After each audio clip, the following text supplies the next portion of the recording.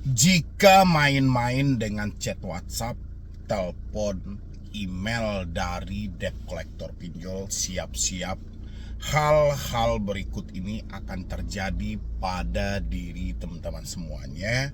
Dan ini mau saya jelaskan dan saya terangkan bukan untuk menakut-nakuti, tapi supaya Anda bisa berpikir lebih luas lagi, lebih jauh lagi buat ke depannya. Nggak bisa Anda hanya mangkrak dan mentok di posisi yang seperti ini, sementara peluang kehancuran itu kalau Anda bermain-main dengan posisi ini itu sangat nyata. Ini untuk semua teman-teman yang mengalami telat bayar, tidak mampu bayar. Di 95 pinjol legal resmi terdaftar di OJK. Ya, ini nggak bisa lagi teman-teman anggap sepele, teman-teman anggap gampang. Mungkin selama ini teman-teman membiarkan hal itu terjadi terus-menerus, membiarkan hal itu menghantam diri Anda terus-menerus, membiarkan kekacauan itu terjadi pada kehidupanmu secara terus-menerus. Ini akhir tahun 2025 teman-teman. Ambil keputusan hari ini atau Anda hancur selamanya di tahun depan.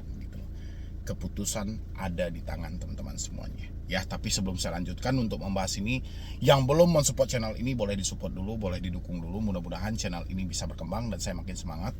Teman-teman yang mau konsultasi langsung dengan saya juga boleh, silahkan ketik gabung yang ada di bawah nama channel. Habis itu Anda ambil telepon dengan MediPro. Silahkan.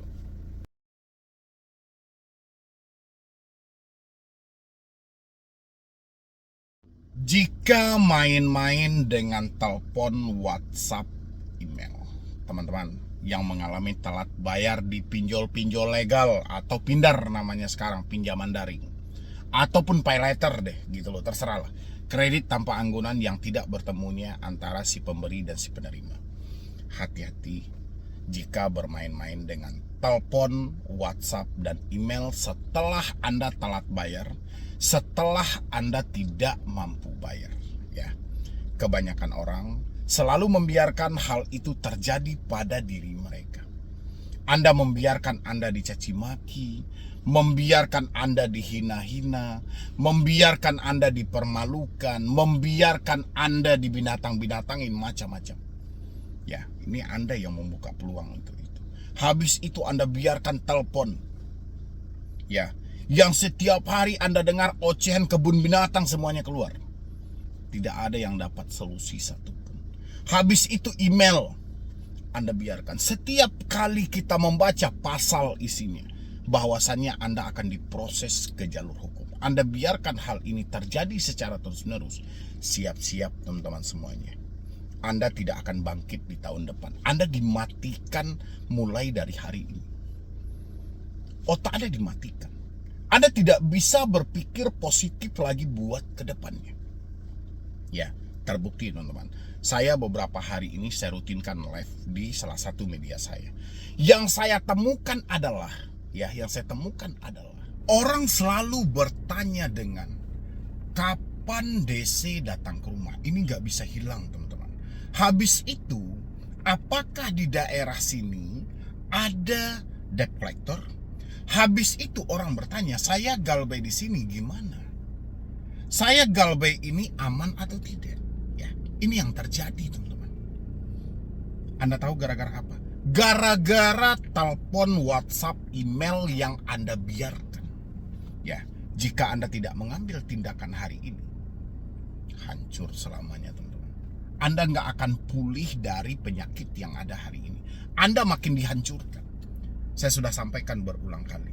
Kesuksesan debt collector dalam menagih ketika Anda telat bayar bukan mengambil tagihan, tapi mengirimkan ketakutan kepada diri Anda.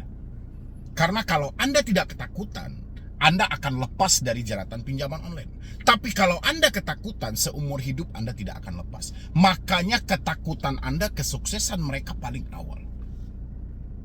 Bagaimana dia mematikan kepintaran otak Anda untuk mengisi kebodohan supaya Anda terus melakukan gali lubang tutup lubang, supaya Anda percaya dengan apa yang mereka sampaikan. Ini akan terjadi Dan parahnya lagi, kalau sempat teman-teman membiarkan telepon, WhatsApp, dan email ini Anda biarkan, ya siap-siap teman-teman. Saya nggak tahu lagi, entah Anda masih menjadi manusia atau tidak, saya nggak tahu. Ya, mungkin buat makan aja mungkin Anda udah nggak bisa gitu. Itu pada akhirnya, karena Anda hanya sibuk memikirkan kata ancaman mereka.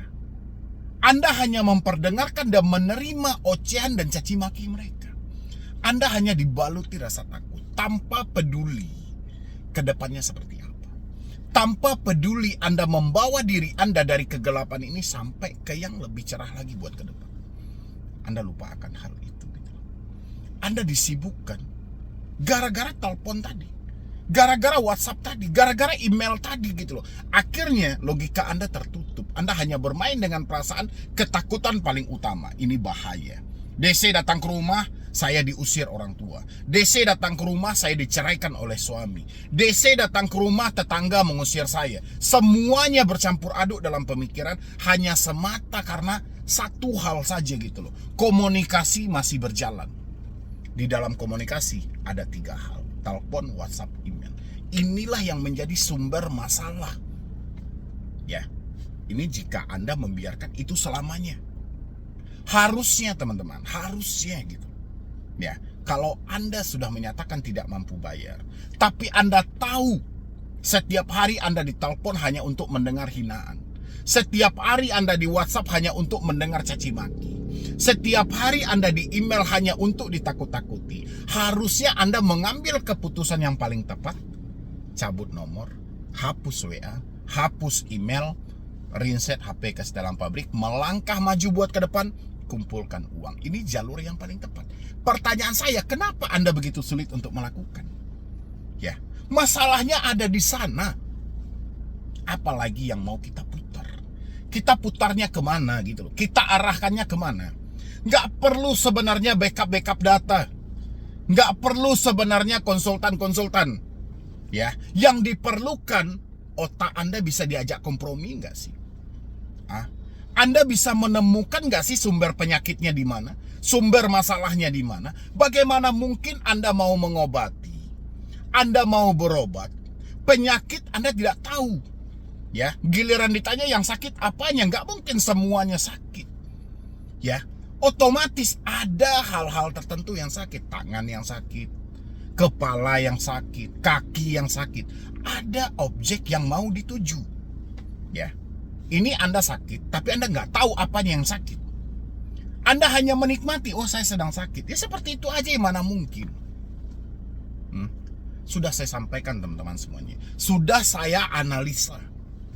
Semua problem yang teman-teman pertanyakan tidak keluar dari telepon, WhatsApp, dan email.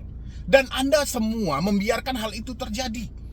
Kalau Anda komplain ke saya, Anda melapor ke saya, misalnya, Bang saya dicaci maki, Bang saya dihina-hina, Bang apakah benar dia datang, Bang apakah benar ini akan terjadi, saya tetap salahkan diri Anda. Ya, saya nggak salahkan lagi pinjol. Memang karakter pinjolnya seperti itu kok. Karena mereka tidak ada kekuatan lain selain berpegang pada harga dirimu, selain berpegang pada ketakutanmu. Ya, di video dulu saya sempat membahas gini teman-teman.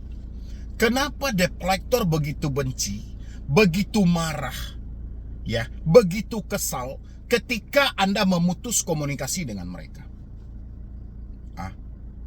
Pernah saya bikinkan video itu teman-teman.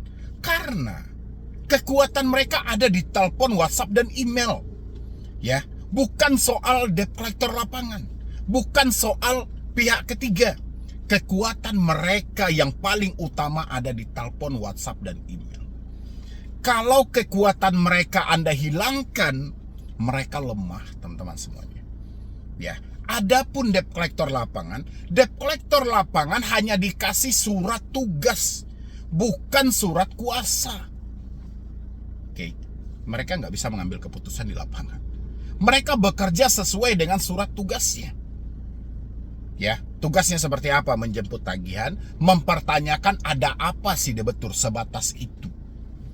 Kalaupun ada debt collector lapangan mengambil tindakan di luar dari surat tugas mereka, itu sudah salah teman-teman. pasti si debt collectornya melihat peluang bahwasannya Anda mampu ditekan saat itu. Oke, percuma teman-teman uraikan sama saya satu persatu. Bang, pinjolnya ini bang, kredit pintar bang. Pinjolnya ini bang, aku laku bang. Pinjolnya ini bang. Percuma gitu loh. Masalahnya Anda yang menciptakan. Sumber masalahnya Anda biarkan ada. Makanya hal itu terjadi. Hal wajar kan? Anda dicaci maki karena telepon Anda masih aktif. Anda dihina-hina karena WhatsApp Anda masih ada. Anda ditakut-takuti karena akses email ada. Ya, sekarang ada tambahan lain teman-teman, media sosial. Karena dia tahu Anda sering joget-joget ya di media sosial gitu. Jingkrak-jingkrak nggak jelas gitu loh. Atau lagi monitor misalnya gitu, kayak gitu. Ya sudah, mereka akan kejar ke sana. Mereka tambah lagi. Harusnya di tengah situasi seperti ini, yang kalian butuhkan teman-teman semuanya adalah ketenangan. Untuk ketenangan Anda harus mengambil keputusan yang paling tepat, memutus semua komunikasi yang terhubung. Ya, jika tidak ya sudah. Peluang kehancuran tahun depan kita buktikan. Kalau memang Anda mampu bangkit dengan segala ocehan caci maki setiap hari yang dilontarkan oleh debt collector. Ya, yang ada semangat Anda akan tumbang. Yang ada diri Anda tidak akan mampu bangkit. Ya, itu yang selalu saya sarankan buat semua teman-temanku dimanapun Anda berada. Ambil keputusan yang paling tepat, selamatkan hidupmu, selamatkan dirimu. Jangan biarkan orang lain menekan dan mengendalikan hidupmu. Ya, galbay pinjol hal yang biasa. Galbay pinjol hal yang lumrah. Ya, kalau kita banyak duit nggak mungkin kita berhutang. Karena duit kita nggak ada makanya kita berhutang. Sekarang karena duit kita nggak ada makanya kita belum bayar hutang. Masalahnya ada pada duit. Ya, kalau Anda hanya memikirkan kapan DC datang ke rumah, kapan Anda waktunya cari duit? Meminjam karena nggak ada duit, tidak membayar karena tidak ada duit, nggak bisa. Anda hanya berdiri di posisi ini. Harusnya yang tidak ada ini menjadi ada. Bagaimana caranya? Ya caranya diawali dengan hal-hal yang kecil dulu. Butuh ketenangan dalam pemikiran Anda, baru Anda bisa melangkah maju buat ke depan. Itu rahasianya teman-teman semuanya. Ya, silahkan Anda praktekkan semuanya menjelang akhir tahun 2025. Jadi sekian dulu dari saya, Medi Broni. Wassalam.